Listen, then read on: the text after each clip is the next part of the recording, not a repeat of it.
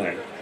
বিগত সরকার তারা কি লুটপাট করেছে, আজকে পালিয়ে যেতে বাধ্য হয়েছে।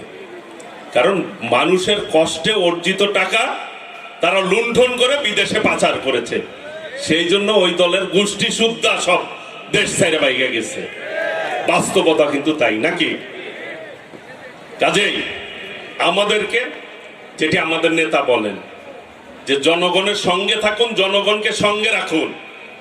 জনতার দল হচ্ছে বিএনপি, বিএনপির বন্ধু জনগণ, জনগণের বন্ধু হচ্ছে বিএনপি দলগতভাবে।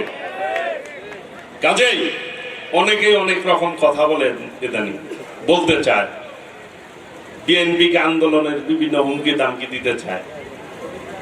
আরে বিএনপির হচ্ছে জনগণের প্রিয় দল নাকি মনের দল?